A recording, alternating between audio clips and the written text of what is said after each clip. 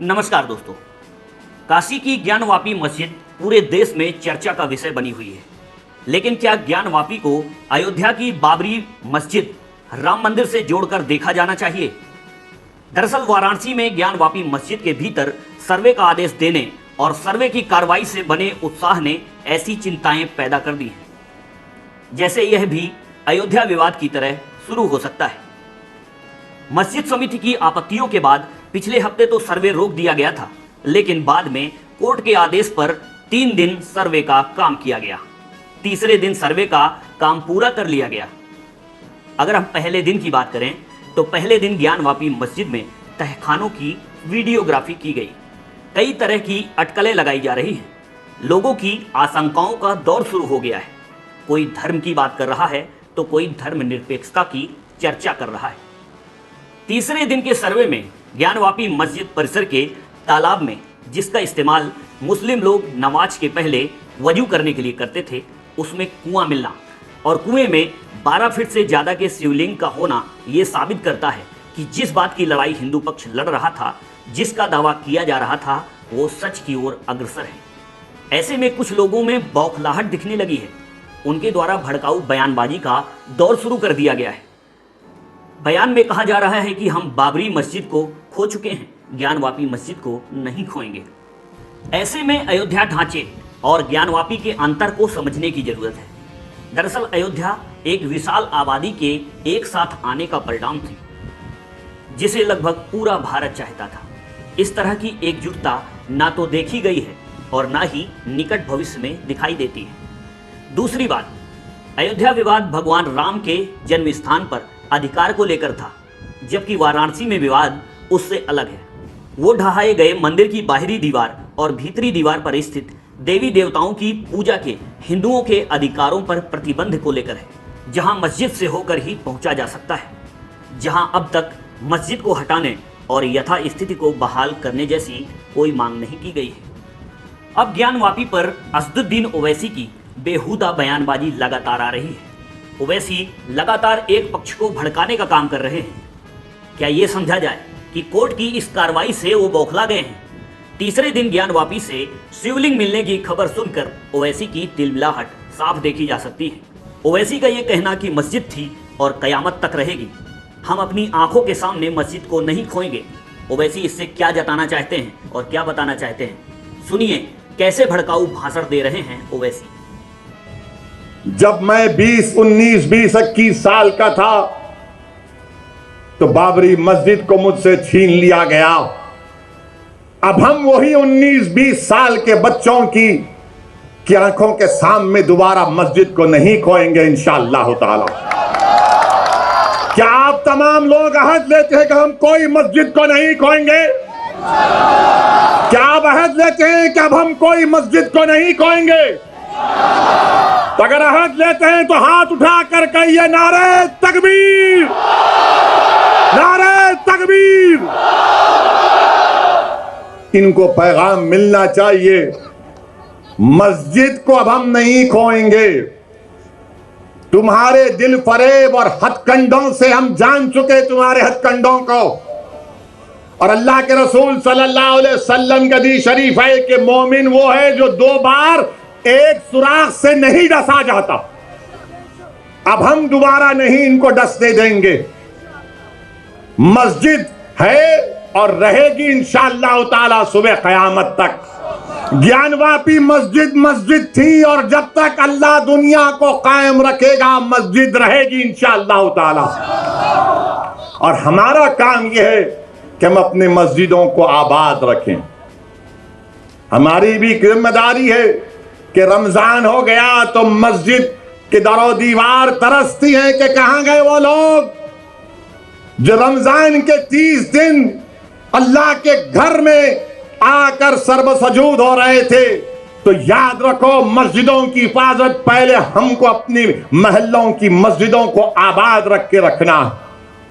अगर हम अपने महल्लों की, गांव की मस्जिद को आबाद रखेंगे तो ये शैतानी ताकतें जो ललचाई नजरों से हमको अपनी तहजीब से महरूम करना चाहती हैं, इनको पैगाम मिल जाएगा कि अब दोबारा मुसलमान भारत का मस्जिद खोने को तैयार नहीं है। जब सब कुछ ठीक है तो आपके कलेजे में सांप क्यों लौट रहे हैं? कोर्ट के आदेश पर जो कार्रवाई हो रही है उसको हो जाने दीजिए। सब कुछ दूध का दूध पानी का पानी हो जाएगा। अब सर्वे के तीसरे दिन जब मस्जिद परिसर से शिवलिंग मिलने की बात सामने आई है, तब से आप बौखलाए जा रहे हैं। शिवलिंग मिला है मतलब साफ है कि जहां आप वजू करते हैं वह हिस्सा बाबा विश्वनाथ, जो पहले विश्वेश्वर महादेव हुआ करता था, उसका हिस्सा है। हालांकि इसका फैसला कोर्ट करेगा। इतिहास गवाह है कि जहां ज्ञानवापी मस्जिद है वह हिस्सा मंदिर का है। इतिहास यह भी बताता है कि औरंगजेब ने ही बाबा विश्वनाथ मंदिर को तोड़कर मस्जिद का निर्माण किया था। यानी जो हिस्सा आज से 400 साल पहले हिंदुओं की आस्था का केंद्र था, उसको लेकर अगर कोर्ट असलियत जानने का काम कर रही है तो आप क्यों देश के अमन चैन के खिलाफ भड़काऊ भाषण दे रहे हैं? आपको चाहिए कि आप कोर्ट के द्वारा दिए गए आदेश और भविष्य में लिए जाने वाले फैसले का स्वागत करें, वो चाहे आपके पक्ष में हो या फिर ना हो। ऐसे मुद्दों पर राजनीति मत चमकाइए। कोर्ट को अपना काम करने दीजिए और आप अपना काम करिए। ये किसी पार्टी का मुद्दा नहीं है, ये राजनीतिक मुद्दा नहीं है। मामले की गंभीरता को समझिए। आपने तब भी सवाल उठाए जब कोर्ट ने कोर्ट कमिश्नर की नियुक्ति कर सर्वे कराने के आदेश दिए। ऐसे में कोर्ट द्वारा दिए गए सर्वे के आदेश से आपको परेशानी क्या थी? कोर्ट ने किसी के पक्ष में कोई आदेश तो नहीं दिया था। कोर्ट का यह फैसला दोनों पक्षों को लेकर के था और ऐसा कोई पहली बार भी नहीं हुआ और ना ही हो रहा है। अगर हम बात करें तो इसके पहले राम जन्मभूमि बाबरी मस्जिद विवाद मामले में 1950 में भी सिविल कोर्ट ने एक फैसला सुनाया था कि वहां कोर्ट कमिश्नर की नियुक्ति की जाए और सर्वे कराकर नक्शा तैयार किया जाए। इसी मामले में एक और आदेश फैजाबाद की जिला न्यायालय ने दिया था कि इसके अंदर बाहर की वीडियोग्राफी कराई जाए। इतना ही नहीं, अयोध्या मामले में यह भी आदेश आया था कि इसका पुरातात्विक सर्वे कराया जाए और वो हुआ भी था, जो बाद में यही चीजें जिला न्यायालय से सुप्रीम कोर्ट तक पहुंची और निर्णय का आधार बनी। और यही ज्ञानवापी मामले में हुआ तो बुराई क्या है? भविष्य में क्या होगा ये ना आप जानते हैं और ना हम, लेकिन बाबरी मस्जिद और राम जन्मभूमि मामले में जो हुआ वही तो ज्ञानवापी में हो रहा है। इसमें नया क्या हो रहा है? तो फिर इतना हो हल्ला क्यों मचाया जा रहा है? अब एक बात और बता दूं, ओवैसी जैसे लोग ही कोर्ट के इस आदेश को गलत ठहराने में क्यों लगे हुए थे? अगर देखा जाए तो कोर्ट के द्वारा कोर्ट कमिश्नर की नियुक्ति और सर्वे का आदेश कोई नया तो नहीं था। आखिर मुस्लिम पक्ष सर्वे से मना क्यों करता रहा? वीडियोग्राफी से एतराज क्यों किया गया था? आखिर ऐसा कौन सा राज था जो वीडियोग्राफी और फोटोग्राफी से सामने आ जाता? या मस्जिद परिसर के तहखाने में ऐसा क्या था जो बाहर आ जाता तो भूचाल आ जाता? तालाब के कुएं से जो शिवलिंग मिला, शायद इसी राज को छुपाने की कोशिश थी। ओवैसी जैसे लोगों को इसी राज के खुलने का डर था, इसीलिए सर्वे से मना किया जा रहा था। जब इस तरीके के हालात पैदा किए जाते हैं कि कोई अंदर नहीं जा सकता, कोई अंदर के दृश्य को देख नहीं सकता, ताले नहीं खोले जा सकते, यहां तक कि कोर्ट के आदेश पर भी आप तहखानों के दरवाजे खोलने पर आनाकानी करते हैं, तो इसमें संशय होना लाजमी है। अब सवाल ये उठता है कि हिंदू और मुस्लिम दोनों पक्षों में मतभेद क्यों है? दरअसल समय समय पर हिंदू और मुस्लिम दोनों के बीच मतभेद होने का एक बड़ा फैक्टर इतिहास की परस्पर विरोधी धारणाएं रही हैं। ज्ञानवापी मस्जिद के मामले में दोनों पक्षों में कोई असहमति नहीं होनी चाहिए।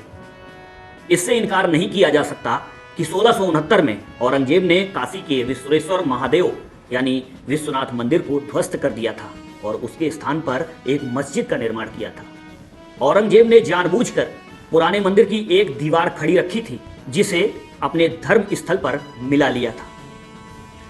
इसके पहले हम अगर काशी विश्वनाथ मंदिर के इतिहास पर नजर डालें तो मालूम पड़ता है कि विश्वनाथ मंदिर, जिसे विश्वेश्वर महादेव भी कहा जाता है, उस पर सबसे पहले मुगल शासक मोहम्मद गोरी ने 1194 में हमला किया था और मंदिर को तहस नहस कर दिया था, जिसे बाद में स्थानीय लोगों ने दोबारा उसका निर्माण किया था।